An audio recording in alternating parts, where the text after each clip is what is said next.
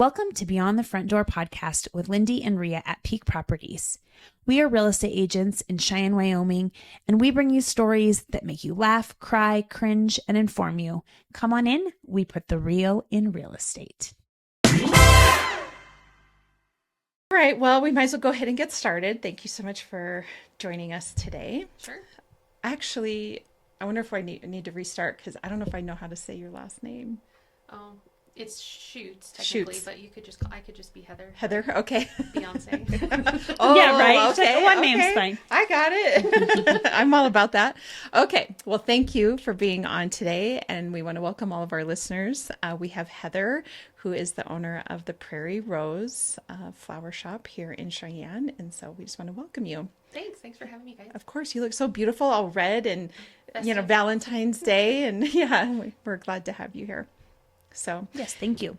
anyway, if you just want to tell us a little bit about yourself, like how long you've lived in Cheyenne, where you're from, what kind of your career trajectory has been. I know you're a realtor as well, or you have been a realtor as well, and just kind of talk about what led you to this point. Well, I'll try to be brief because it's a long, twisty road. Okay. I was actually born in Scottsbluff, and then my dad went into the military, and we moved overseas for quite a while. And then when we moved back from overseas, we ended up here because my mom's parents settled here. My granddad was stationed here in the 70s with the Air Force, and then they went on to be stationed a couple more places. But when he retired, they liked it so well here that they came back. And so that is kind of what anchored my mom's whole side of the family to Cheyenne. So then we ended up here when I was about 11. So I've been here for about 30 years now. So almost native, not quite. Yeah. You know what? I think when you've given a decade or 2 decades to Wyoming, you want to be here, Sure. right? You've Yeah. chosen it. Definitely. So I worked at a shop flower shop in high school here in town that was open for a long time called the Balloon Family. Some folks might still remember them. that? Mm-hmm. And I loved it. I thought, this is great. This is what I'm going to do with the whole rest of my life. I found it. I am set. And so then I was in business class in my second year of college, and we had to do a business plan. So I'm like, oh, I'm going to do this flower shop that I'm going to go open and have, and this is going to be great. And that it was at that point that it really hammered home to me how small margins flower shops operate on. And I Yep. had already kind of seen that. That shop had been open for decades. And so literally, I'd go into work after school and be dusting shelves and that kind of thing. There were scary stuffed animals on the shelves from like the 70s. Oh, yeah. yeah. They're not flame retardant with big eyeballs and stuff like that. And I remember thinking even then, like, gosh, this is somebody's like profits that could have paid for somebody's vacation or somebody's whatever. And it's just been sitting on this shelf for the last 30 years, And it's also tough too because flowers are so tied to the economy, and we saw that as well. And as well as just like people preference. Like I can remember being in high school, and a lot of times I was working there by myself after school. Like the other ladies had kids, so they would come in and work like 9 to 3, and then I'd get there after school and close up the shop. And this guy came in on a Friday night and he wanted white roses. And I'm like, oh, we've got like every other color of roses right now, but I don't have any white ones. And he's like, oh, okay, I'll take pink or, whatever.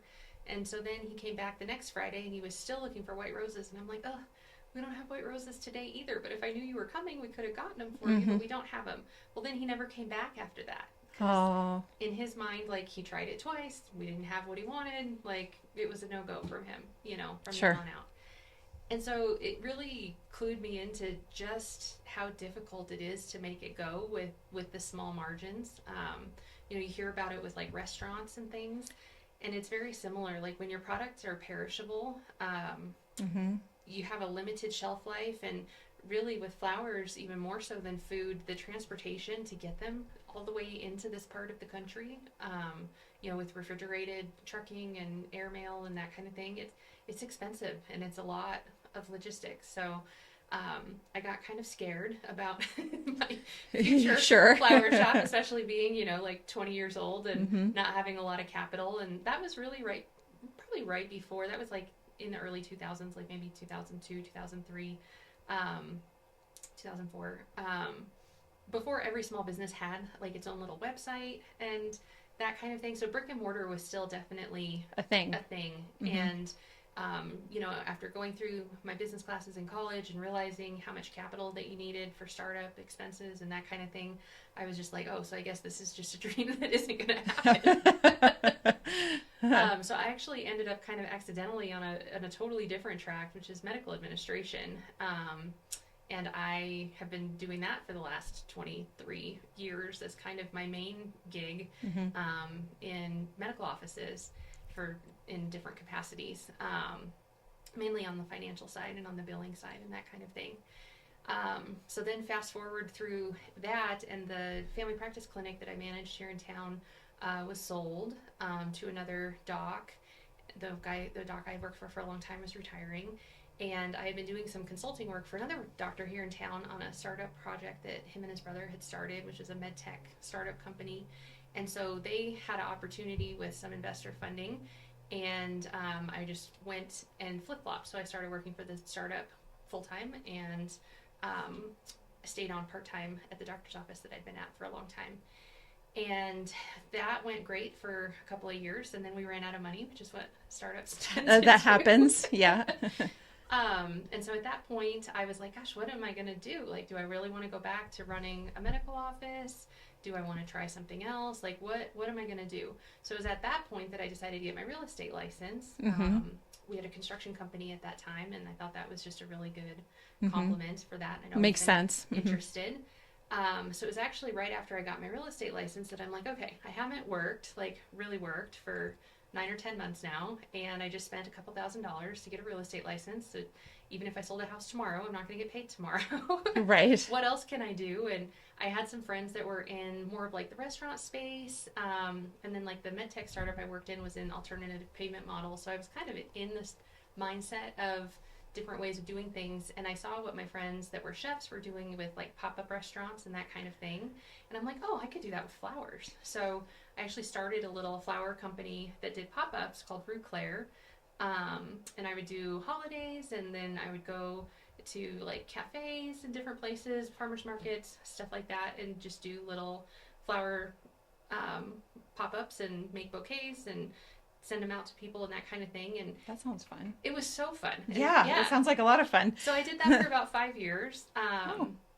And it was because like when I had some extra time, I would do it. And if I was, not had enough time because I had a kid who was in travel sports and things like that at that time. So if we were booked, then I just didn't do any pop-ups, So you were like physically there, kind of like the little traveling boutiques that we have. So it's not just that you were placing flowers at other businesses, you were popping up there and staying there and selling flowers. Okay. Yeah. That's a lot of fun. Yeah. And it was, I had so much fun doing that. So then after I've been doing that for about 5 years, and by that time I had started working with the doctors that I actually still work with now, Prairie Rose came up for sale, and I was like, oh gosh, I should look into that. And then I'm like, oh, I don't really have the bandwidth to look into that, but it's always been my dream. Like, should I at least check it out?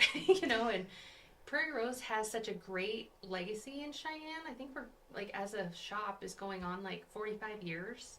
Oh, I didn't know that. Yeah. Here in town. And so, I grew up with the name, grew up getting flowers there, buying flowers, sending flowers from there.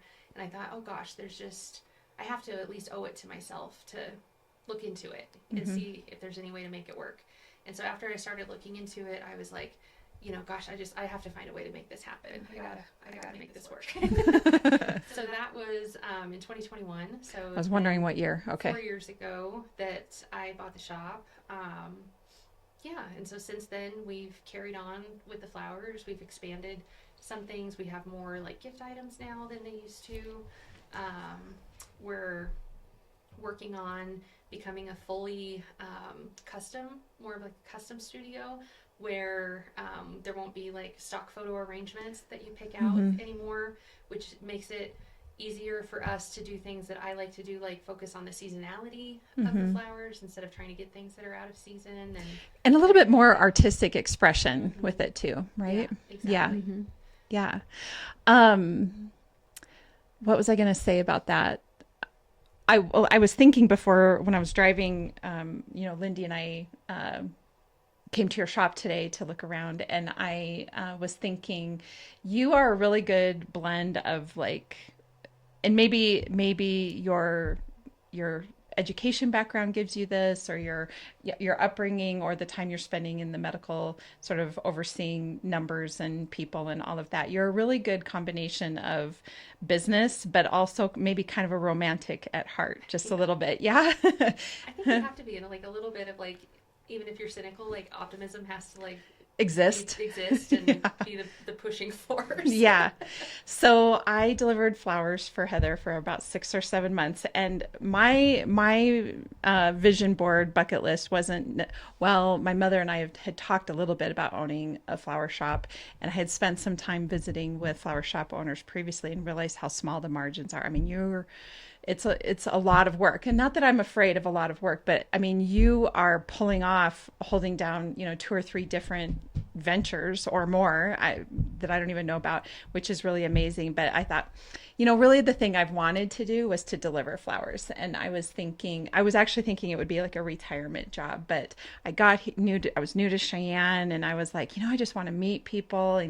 And the great thing about delivering flowers is you get to know Cheyenne a little bit. And so it gave me the opportunity to do that. So I was there on Fridays and delivering flowers. And I really appreciated that you were always communicating about what the business looked like, and you wanted to do that. You wanted to share sort of how this business runs and how it operates. And like you said, I mean, I bet people don't know, just like you posted on Facebook the other day, for Valentine's Day you're ordering like back in December, correct? Like it's like 2 months ahead of time that you're ordering flowers and kind of guessing as to what your orders are going to be. Yeah, it's nerve-wracking. Yeah. Because even this week we had a fun little flower giveaway on Facebook, because it's so funny, and like I try not to panic. 4 years into it, it's a little easier not to panic as much. But yeah, Valentine's Day and Mother's Day are the 2 biggest flower events of the year.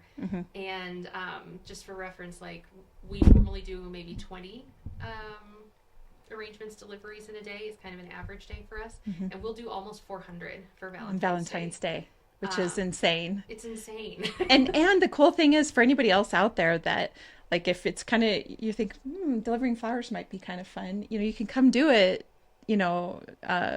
temporarily and help out. Yeah. And really, like, it's funny because people either love delivering or they hate delivering, but I don't mind delivering. Because it's kind of fun, and like people are usually happy when they get flowers, right? Yeah. So they're usually like, "Oh, for me, this is fun," Now, I had to ask the question when I started working for her. I'm like, so is there ever a time where somebody is not happy to be receiving these flowers? And I can't remember if it was you or Alicia or Olivia that was like, actually, sometimes people aren't happy to receive flowers in a small number of cases, but yeah, it is pretty small. Every so often we will get like a girl that refuses them because she doesn't want to date that person, or she's had a disagreement with a gentleman, or something of that nature, and she just says no thank you. And so in that situation sometimes we'll like donate them to like hospital or nursing home or that kind of thing, or but it really is rare. Yeah. I always tell people, it's not the flower's fault. Like, right. Just enjoy them. You don't have to remember who they're from. That's right. That's right.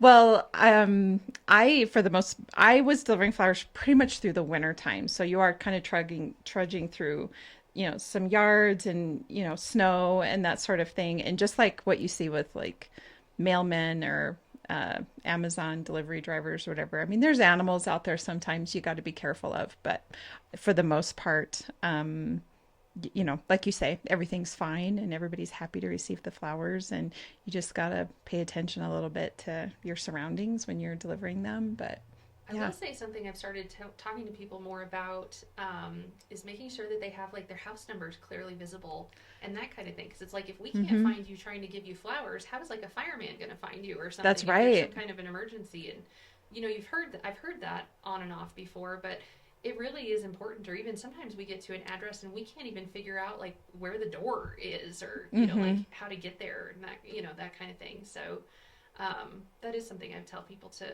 pay a little bit closer attention to. I'd like to go back to the part you were talking about a little bit with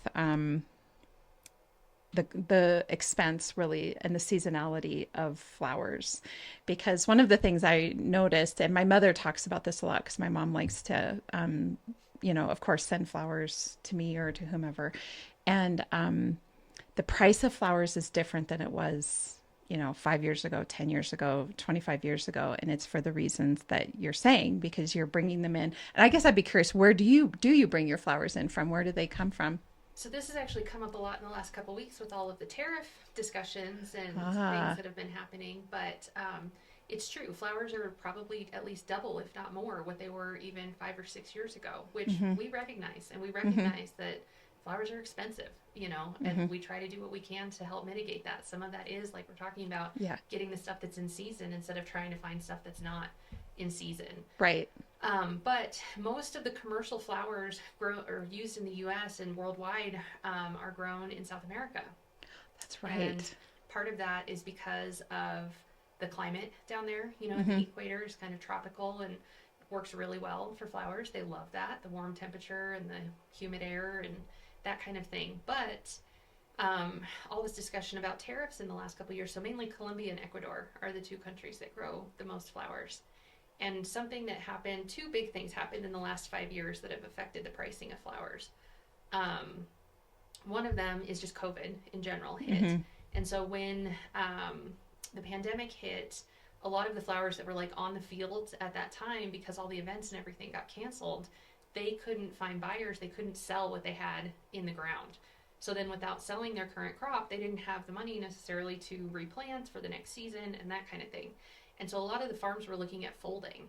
And so big multinational corporations, even think like Kroger and even bigger companies than that, came in and bought out a lot of the smaller farms down in South America. So now, you imagine Kroger, who owns King Soopers and all of the other grocery stores, they now control the entire product chain of flowers. So even when I'm buying from my wholesaler, I'm ultimately putting money in the pocket of my competitor. Because up the line, they're the ones who own that farm. Interesting. So that has changed the landscape dramatically since the pandemic. The other thing that happened is there were some trade agreements, mainly decreased tariffs and duties, or just wiped them out, made no tariffs on agricultural exports grown in South American countries, mainly Colombia and Ecuador, back in the 1990s as part of the war on drugs, because they were trying to give them incentive to grow anything besides cocaine. Which makes sense. And so we'll buy stuff from you, but could it not be drugs? Exactly. Yeah. Yeah. Let's come up with a different business model. Yeah. We want to support your economy. It cannot be this. Yes, that's right. And so that worked for quite a long time. And what that ended up happening, so I think that started in 1991 or 1992. It incentivized the people there to develop these farms and start growing things like coffee and flowers and other agricultural exports. So that got extended many times over the years. But what that led to is, labor is cheaper down there and that kind of thing. And so it really exploded with all of these, inexpensive, I'm in quotation marks. So, okay, yeah. Quote unquote, inexpensive, just more flowers in general were available through the 90s and early 2000s than had ever been available to Americans before. And people got used to seeing flowers at the grocery stores, and they got used to being able to get flowers year-round, even when they live in places like Wyoming, where things do not grow here right, year-round, and that kind of thing. But it also put pressure on American flower farms, and so a lot of American flower farms closed in the early 2000s because they couldn't compete with that. So really, we incentivized our way into this kind of dependent relationship with South America, trying to, again, avoid the import of cocaine for the country. So it's kind of a give and take situation. So that trade agreement in some fashion was extended many times, but ultimately it ended up expiring, I think, in 2021 and not getting renewed. And so as soon as those tariffs went back up in 2021, flowers have remained very expensive since then. So you have the compounding issue of the residual effects of the pandemic, and then also increased tariffs and duties. As part of that trade agreement or lack thereof. Right. Yeah. Yep. So that expired and wasn't renewed. So that is why flowers have gotten so much more expensive in the last couple of years. We do get certain things from other places. There's some flowers that just do really well. From other places, Canada grows really great Gerber daisies. They do really great at growing snapdragons and things like that. They've got a lot of greenhouse agriculture up in Canada. Holland also grows a tremendous amount of flowers. If you ever get the opportunity to go see the tulips in Holland and visit some of their greenhouse farming and the way that they do things there, it's amazing. It's absolutely incredible. So we do get some flowers from Holland as well. And then when they're in season, we buy as many, not just American flowers, but as many local flowers as we can. Kind of another interesting side effect of the pandemic is, you know, a lot of people left their big corporate jobs. Yeah. They're like, I'm going to go live my dream, you know? Yeah. And for a lot of people, that was like making these little micro farms. And so especially across northern Colorado, more so a few in southern Wyoming, people started these little micro flower farms. And so we've really been trying to support those as much as we can as well. And that's where like the stock photo arrangements that people are so used to seeing when they are kind of going away. Yeah, it's just hard to do that because, you know, we don't know exactly what we're going to be able to pick up from a local farmer this week. But, you know, we would love to have you trust us to make something really cool and amazing with something that we can't necessarily get up on our website, you know, because as soon as we throw it on the website, then we'd be done with that 30 steps of flowers we were able to get from the local farm.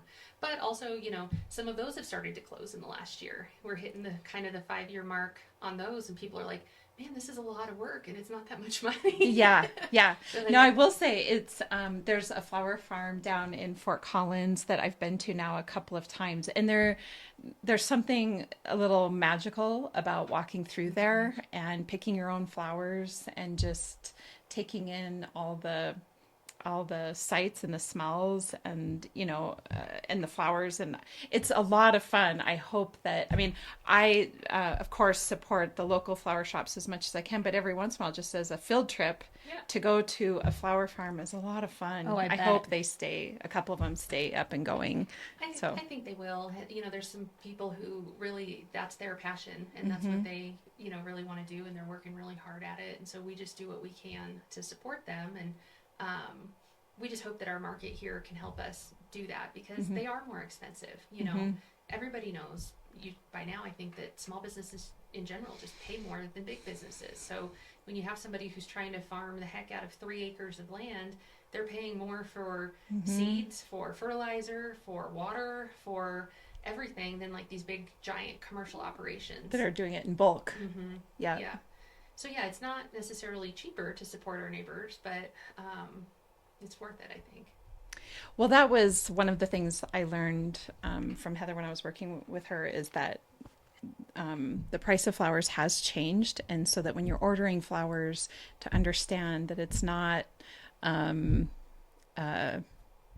this is a harsh term and I don't mean it this way, but it's not price gouging by your local flower shop. It's because, you know, these are the things that have happened over the last 5 years, and the cost of flowers are just more as a result of that. And if we want to be able to continue to have access to flower shops and flower delivery in our community, then this is just part of it. It's just is what it is. It's true. Yeah. We hope that we can get that word out, because believe me, like, no one's getting a yacht or anything. No. No. And then too, the artistic expression of it, that it's not the same as going to the website and picking. I mean, the thing that I always appreciate, like whenever I send flowers to, you know, anybody in my family, they'll typically send me a picture and say, thank you for the flowers. And I really like that. So I've gotten a pretty good sense of like what my price range will pay for in terms of flowers. And I just, you know, I think we all think just a $50 arrangement of flowers. Well, nowadays a $50 arrangement of flowers is closer to $75 to $100. And that's just, again, depending on the flowers that you pick. But I think we just, for so many years, got away with a $50 arrangement of flowers, and it's just not that way anymore. Not as much. Yeah, that's what we run into. So that's what we're really trying to do, especially this year, and what we've been trying to work on, but is educate people, you know, as far as that, because we can make you something really cute and adorable at literally any price range. We do these little miniature salt shaker arrangements that we literally do in little salt shakers. I love it. They're so cute, and they're usually like $12 or something. You know, and even that little tiny guy can completely turn somebody's day around, or can completely brighten somebody's week. One flower Yeah, can do it. exactly. I mean, it. So I mean, any $12, $20, I mean, whatever, 50, 100, whatever the budget is, we can make you something really great. What we can't do is make you something huge and great, Right. at a lower price point. And I think that's where they're expecting something like Yeah. brand, because they're used to what the flower prices Used to be. Yeah. And there's no shame there. I mean, especially if you don't order flowers, but for a couple times a year, you How do you wouldn't know? really notice, just how much things have been steadily increasing. Yep. So then the typical routine is you order flowers every week, correct? Yeah, we get flowers 3 to 5 times a week. Yes. And then Sunday is the big day to you open up all the packages of processing. Thank you. And, sort the flowers and, sanitize and clean out all the containers that those flowers, have to live in for the next week. And so Sunday's a big day, typically at the flower shop. It's kind of like if you want a salad, right? You have to go to the grocery store and you have to buy your lettuce, you have to buy tomatoes, you have to buy carrots, you have to buy, all of your individual things. And then you have to prep all of that. You've got to wash it. You've got to chop it. You've got to measure it. You got to do all the things. We have to do all those things with flowers too. Because when they come in, they're not in salad form.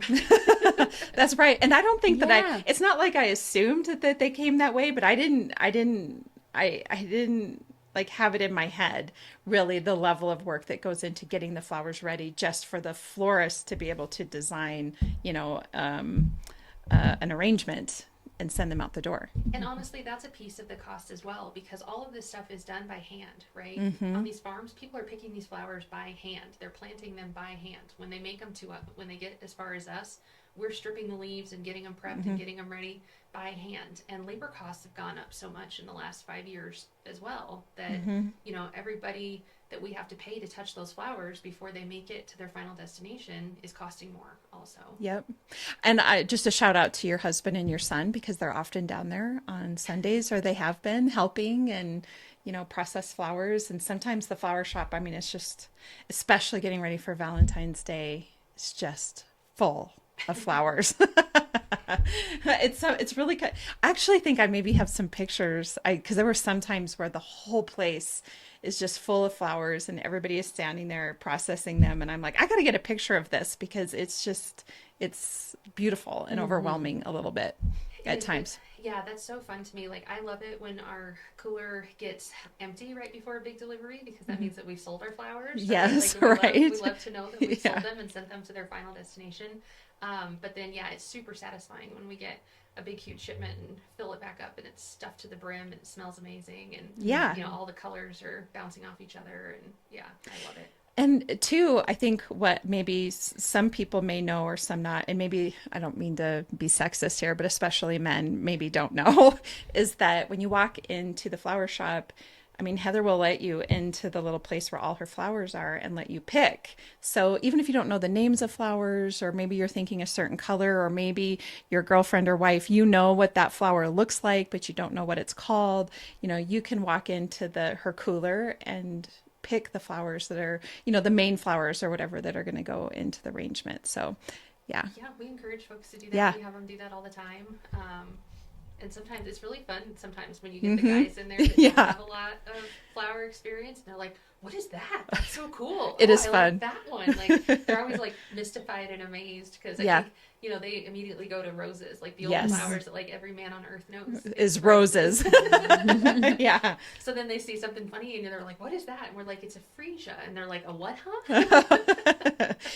I've watched a few men walk in there, and it's almost, and it's adorable. It's absolutely adorable. And I love seeing them come in and like put so much thought into the gift. And the great thing too, and like what we saw, because you and I were just in the store today, you can pick, it's kind of a gift shop in there as well, not just flowers. So men can come in there and be like, I want to add this stuffed animal, or I want to add this little piece of jewelry, or I want to add whatever to this arrangement. And you can do that. Yeah, definitely. And I agree. One of my favorite things to do, because I always try to chat with people when they come in, and especially guys who might look a little nervous or uncomfortable, and be like, "Oh, is there a special occasion?" And One of my favorite things to make is when they say, oh, it's for a first date, or oh, I have a date later, or that kind of thing. And I love that because it's so fun to see that they are like excited but nervous about it. But it's also fun to see like, okay, they're putting forth this effort. And yeah, it's such like a happy thing that's literally one of my favorite things to make, even if it's a little $12 wrapped. Yes.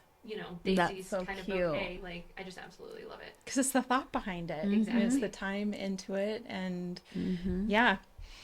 So your store is a lot of fun because it does have all those extra things in it. And I know some of those things are yours, but then you have allowed some other little vendors to come in and set up in there, correct? Just some of the little candle things or whatever. Yeah, we really try to focus on small businesses, and especially women-owned small businesses if we can, because it's tough out there, both. Yeah, it is. And we love supporting all small businesses, but especially women's small businesses. But yeah, we've also done like pop-ups with other businesses, and then we've gotten to watch those grow up as well. Like I have a friend, her name is Renee, and she owns High Plains Turquoise. And when she was first getting started was right when I got the shop open, and I said, hey, come do a pop-up for Frontier Days. And now she's got her own brick and mortar store downtown. So I love that there's other businesses that we've kind of grown up with a little bit, and that we're able to support each other, and we kind of can bounce ideas off of each other, or problems off of each other, or that kind of thing too. So not all of the lines that we carry are local, but some of them are kind of fan favorites. We've got a small business called Old Whaling Company that's out of South Carolina. That was a recommendation, and people just love it. It's a great price point. They have great products. What kind of products do they have again? Like body butters and like shower steamers and bath bombs. And oh my gosh, I loved all the kids stuff you had in there. I picked up one thing that was bath for the bath, and it was spaghetti noodles or the worms, and they obviously like dissolve in the bath into bath soap. I was like, this is so cute. Yeah, that is. There's a lot of cute little kids, unique gifts for kids in there. That's also something that's kind of like a little niche that I try to carve out, is to find fun, unique little things, and especially like kind of small business things that you can't get at Target or Walmart or Amazon or that kind of thing. So whether they're toys or we like at Christmas time, we really lean into stocking stuffers, just trying to find like unique small things for people. But actually that was kind of the intent. We weren't going to have a lot of kids stuff because it doesn't totally fit with everything else we have going on. And so after the first Christmas, or maybe the second, when we packed all of kind of the kids stuff away, because it wasn't stocking stuffer season anymore, people kept coming in saying, oh, I loved that. Oh, I really want this. Oh, do you still have any of those? And we were, digging stuff out of storage. So then we decided just to kind of have a little kid corner, it looks like. Dedicate a little area where you can find fun things for kids. Yeah, you got beautiful plants in there, and the some t-shirts and weighted blankets. The weighted blankets. Those were so soft. Yeah, those have like herbal dried things in them, so like they smell. Eucalyptus. I thought that. I was like, it smells like essential oils or like something really relaxing. So you can heat them up. So there's like the blankets you can put in the dryer, or there's like smaller like wraps and things like that. And yeah, you warm them up, and then the warm heat, helps to relax you. But then the essential oils get released as well. Those were cool. Yeah, I love that. And you have the cooler in there now, so you have ready-made flowers for anybody that needs to just buy something on the go as well. And actually, depending on the time that you stop in there, people can put together an arrangement really quickly. We did that with this. We stopped in there and decided we wanted them to arrange flowers, and I think it took 5 minutes and super fast, and they got it together for us. Yeah, we usually have somebody available who can put something together if you don't find exactly what you're looking for in the cooler. We try to keep a big variety of price points in the cooler too, anywhere from under. Oh yeah, there was definitely little ones all the way to big. Yeah. The only time we might need a little bit of extra time is if it's Valentine's Day. Yeah. Or if it's like close to closing. How many people walk in on Valentine's Day? How many guys? Oh my gosh, guys literally get it together. They walk in on Valentine's Day. It's Valentine's Day. I need some flowers. So we kind of started talking about this at the beginning, and I think we got a little off. Yeah. But, so we'll do almost 400 orders on Valentine's Day. And so we ran a little like Facebook poll like on Tuesday of this week. So it was 10 days out from Valentine's Day. Like, how many orders do you guys think we've already taken for Valentine's Day, knowing that this is kind of where we'll get to? And people were like, 300, 400, 200, as of Tuesday, we had 9 orders. Oh, so they're all late. They're all calling on Valentine's Day or the day before. Yeah, so we will get 50 to 60% of our orders for Valentine's Day come in on the 13th or 14th. Oh my gosh. So like you were saying, like we have to plan for this. We have to contract for our flowers back at Christmas time to say, yes, we're going to commit to taking these. And so then whatever happens with the price, like if a snowstorm hits Ecuador or if the tariffs go into effect or whatever between now and then, we're still committed to buying those. But we also have to guess what all of these people who aren't going to place their orders until the day of are going to want. And so, we do the best we can based off of historical, what people have bought and trends for the year. And, a whole lot of roses for sure. A lot of roses. But I try to get other things too. Like this year, one of the fun things we did was I did get some extra things from Holland for like fresh bulbs that are more like the hyacinths and irises and tulips and that kind of thing. Because that's what's in season right now. So we really kind of want to focus on that as well as the traditional roses. But yeah, we do the best we can to think like, okay, what are folks really going to want and put our orders in for that, because that's also how we control costs. Like the only 2 ways we really have to combat all of these crazy costs is to order early and to order in really large quantities. So like for Valentine's Day, I'm ordering roses by the thousands.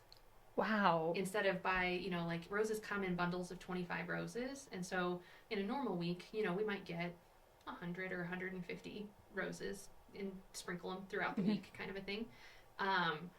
No, like I commit to thousands of roses back at Christmas time for Valentine's Day. Wow, that's a lot of roses. But we do also get those people, those guys. You men out there. If you don't want to do it, we'll do it. We'll call them out. Guys, get your orders in sooner. Yeah. That they'll call us like the day of, it was either last year or the year before. These are nice guys and like bless their hearts. They are trying. I mean, at least they're getting the flowers, but yeah. But the guy called and he's like, "Do you have 50 blue hydrangeas?" Oh, and I'm like, that is a lot. That is very specific. No, I'm so sorry. We do not have 50 blue hydrangeas. I might have 5. Yeah. Or like sunflowers are not in season right now. We can get them if we special order them, but they're not in season, nor are they like a super big seller for Valentine's Day. But we have had people call like the day of and be like, "Oh yeah, can I get a bouquet of sunflowers?" Like, no, sorry. Like if we knew that you wanted. I don't think that the public actually thinks about the flowers aren't in season. No. I personally have never thought like I would probably be that person if someone said they wanted sunflowers. I'd think, oh, okay, well, let's go see if they have them. I mean, I would think if they didn't have them, then there's probably a reason, but I didn't think about that. Yeah. Are the in-season flowers more affordable? Generally, yes. So what could a person, let's say that's on a budget and wants to order some flowers for Valentine's Day, what's the verbiage that they use? What do they say to you? How do they go about that? Well, you could always start with just saying like, "Hey, what's good that's in season right now?" And then, we'll talk you through a couple of options. The most affordable option that we have right now is tulips, because we're just getting into the core of tulip season, which I love tulips. Yeah. And so if you're looking for, like, I think one of our, like, probably our most cost-effective offer for Valentine's Day is going to be wrapped 25 stems of tulips for $60. That's awesome. So that is in comparison to like, a dozen roses arranged in a vase and all of that is going to be run you $100, but you can get 25 stems of red or pink tulips, cutely wrapped, for $60. Premium tulips. Yeah. So it doesn't, I do think sometimes we get kind of caught in our heads that it has to be in a vase and it has to be red roses and it has to be, like you say, big and grand and all those things. And that's great. I think as a woman that has, I get flowers all the time. My husband's like a flowers. He loves buying flowers. I love that for you. Yeah. He loves them. And my husband. Like, oh, flowers for what? Yeah. My husband does too. Like anytime. So he'll order flowers from Heather or he'll pick some up at the grocery store or whatever. Like I get flowers.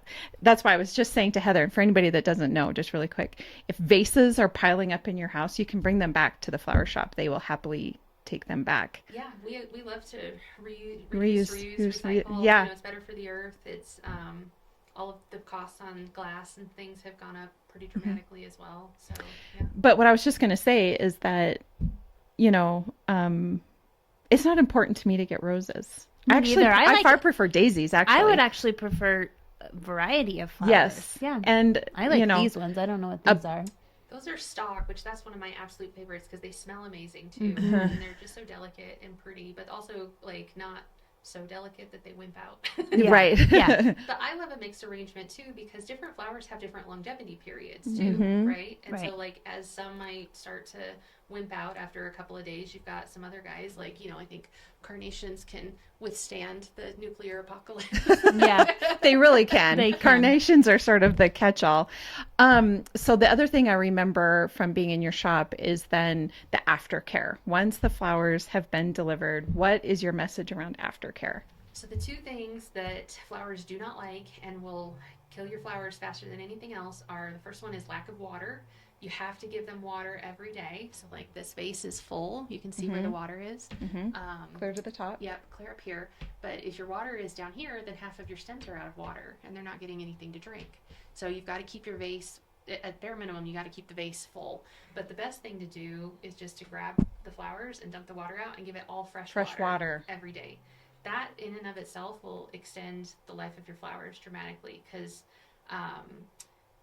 you know, there's little algae and bacteria and things like that will grow in the water. But if you clean out the water every day, then you've got nice fresh water for your flowers.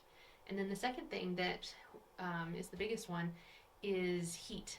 So like if you're getting flowers to your office and you're a space heater girly that likes to keep your tootsies warm, direct heat on flowers will absolutely just obliterate them. Yeah. Huh. So they love living in our cooler, which is set at like 38 degrees. So like they prefer to be, you know, 38 to 42 degrees. So anything warmer than that, they're going to start to deteriorate faster. So if you keep your house at 75 or 80 degrees, they're going to go faster than somebody who keeps their house at 65 degrees. Yep. And that's my reason for I'm going to tell my husband for keeping. I like the temperature lower, if you can believe it. Well, maybe You're you like, can I'm saving because the flowers. I can tell I'm because saving the flowers. I turned the heater off because it was warm in here and now it's getting on the chilly side. Oh no, and I'm just great. I know. She's always like, oh, it's hot. It's hot in here. Like, Another thing to remember in this part of the country and places where it gets cold is they also don't like to be frozen. Like they're mostly water inside their petals and that kind of thing. So if it's below freezing, like even, you know, if it's a nice day like today, but then like you're taking them home from work at the end of the day and it gets dark and it gets colder, you got to wrap them a little bit. Like take a plastic bag or paper, just something to protect them from sub-freezing temperatures.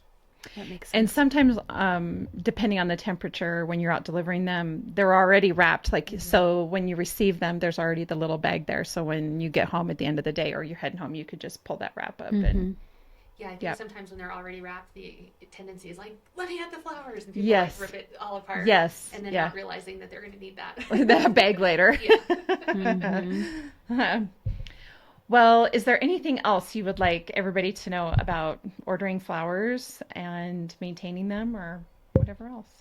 I think we've touched on so much. I just really appreciate you guys taking the time to discuss it. And yeah, we just, at the core of it, you know, we don't think there's a situation that can't be made better with flowers, whether it's a happy occasion or a sad occasion or somebody's having a hard time or that kind of thing. Like, the answer is always flowers. It is. I And agree. to your point, Rhea, like, it doesn't have to be an extravagant amount of flowers either.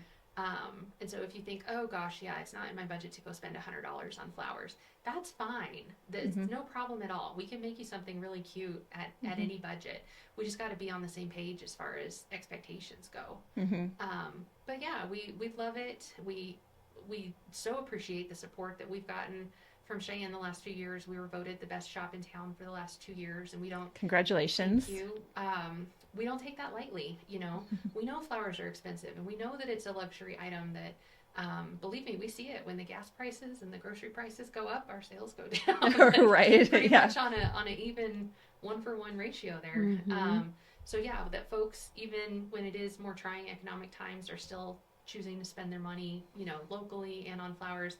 It really does mean the world to us for sure. So we appreciate all the support that we get from our community and from our neighbors here in Cheyenne. The other thing you can do that I didn't realize is you can set up like reoccurring flower delivery, right? So when I was there, there was a mom that, or there was a daughter that sent her mom flowers that was in like a nursing home or some type of assisted living facility. And once a week, every week, we were delivering flowers to that mother because the daughter just had it set up on a reoccurring, basis. And I just love things like that. Or even like a subscription, if you just want to have flowers delivered to yourself or whatever, once a month, you can go to the flower shop and set that up. Yeah, we love doing that for people.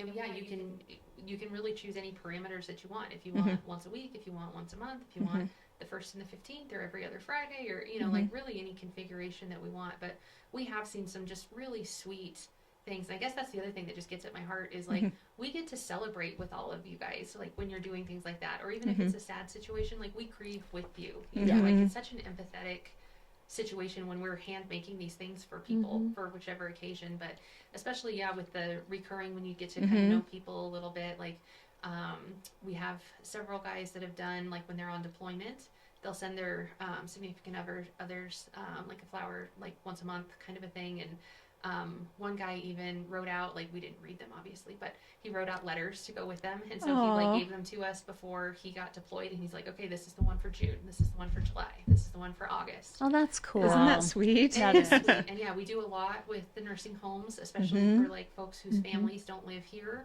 Yep. Yeah, we do, trying to think of our recurring ones that are different situations. There are people who just love to get flowers, and they get flowers, once or twice a month. We have some that, another sweet one is, there's a couple who's about my age, but her dad passed away, and he always sent flowers on her mom's birthday and their anniversary. And so when he passed, the gal who's my age, his husband took that up, and so now he sends flowers to his mother-in-law every year on their wedding anniversary and on her birthday. That's sweet. I just love that. That's so nice. And the other thing, just really quickly too, before we wrap up, is that if the other thing that I noticed is that if there's not something on your website, to give you a call and talk to you about it. Because like, for example, I have sons, and, delivering something to them for Valentine's isn't always flowers, but she can, and put something else together, like a candy arrangement or a charcuterie board or those sorts of things that you can, if you've got sort of a unique situation going on, it doesn't have to be exactly just flowers, kind of along those lines, but yeah. Or even we've got a couple big orders going out. Also, there's a legislator from Western Wyoming that always gets snack baskets for all of the kids. I think it must be like all of the 8th graders or something come to do like a tour of the Capitol and a day at the legislature kind of a thing. And he does little snack baskets for every kid who comes. And so now these have become like the legendary snack baskets. I love it. The kids are like, oh yeah, I get to go to Cheyenne and go to the Capitol and get my snacks. That's so sweet. We do a lot of gift baskets. Snacks, foods, other types of gift baskets for men, women, all kinds of stuff. Yep. Cool. I love it. Yeah. All right. So to wrap this up, my question for you is, what is your favorite thing about Cheyenne? I love just the sense of community that we have here. I mentioned that I was a military kid and we moved a lot until we came here. And I mean, not all places are welcoming to new people. And I think maybe it's because that we have the base here, but folks here are really, really welcoming to new people. I agree. So I love that there is, truly a sense of community here and a pride in our community. I also love that you can get anywhere in Cheyenne in 15 minutes. Yeah, that's really great. Yeah, I know. Well, we've had people on here that come from out of town and they're like, oh my God, we just love that there's no traffic. And then you get a local on here that's like, oh my God, the traffic. But when you have lived somewhere else, you can definitely appreciate that it only takes 12 or 15 minutes to get anywhere in Cheyenne. So, yeah. Okay, well, my question is real estate related. So money's no object. If you could buy real estate anywhere in the world, what would you buy and where? My long-term retirement hope, dream, plan was always to find a farmhouse in France and turn it into a wedding venue. Oh, So like Provence area, southern France, lavender fields. That's that our first romantic wedding- at heart. That's Yeah. our first wedding venue. Yeah, That's it is. really great. Yeah. I think that's a great idea. Yeah, I knew you've talked a bit about Europe, and just, I know you like to be over there and Yeah, explore. that's where I lived when I was a kid, when my dad was in the service, and I draw a lot of inspiration from my time that I spent over there with flowers and just with a lot of things in life. But yeah, I would definitely always keep a home in Wyoming. But Yeah. but yeah, if money was no object, I would love France. to have something like that. Yeah. Oh, Yeah, that that'd would be be great. so romantic and beautiful. Okay, so if people want to find you, where are you located? So we are downtown at 313 West Lincoln Way. So we are right next to Mary's Mountain Cookies. And so that's right across from the parking garage on Lincoln Way. That's right. That's right. And then your website. The Prairie Rose. prairierose.net. Okay. Everybody that we asked, they're like .com, .net, we're somewhere in there, the Prairie Rose. The So prairierose.net. Yeah. awesome. And then find us on social media too, because that is where we post more of our like more unique designs and that kind of thing. And we love interacting with people on social as well. Yeah. Awesome. Well, thank you so much for coming today. Yeah, We thank really you. Yes, appreciate thank it. you. And I Yes. hope your Valentine's Day goes It was amazing. really well. Yeah, we can't wait to hear about it. Yeah, but our brains are all mashed potatoes. Yeah. Yeah. When they're closed on Saturday, like, we can't do this. We're all done. No, I'm just kidding. Right. Yeah. Anyway, for all of our listeners, as you know, Lindy and I are realtors here at Peak Properties. So if you're looking to buy or sell, we'd love to help you with that. You can find us at www.southcheyenne.com, as well as all of our social media channels. And of course, Beyond the Front Door podcast on YouTube, Spotify, iHeartRadio, Apple Podcasts, and Alexa. And we hope you have a great day. Yes, thank you.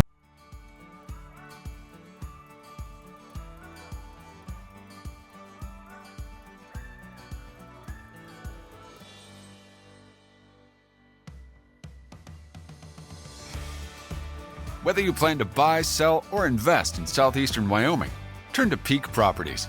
Family and veteran owned and operated, we work diligently for you. Unlike other larger companies, we take time to learn about you, understand your specific real estate needs, and remain easily accessible if you have any questions. Being a veteran and family-owned and operated company means a high level of commitment, trust, and loyalty. Our family culture sets us apart. We work as a team. We develop not just professional, but personal relationships with our clients. When you choose Peak Properties, you become part of our real estate family. Looking to relocate to Wyoming or just move across town? Peak will be there for you every step of the way.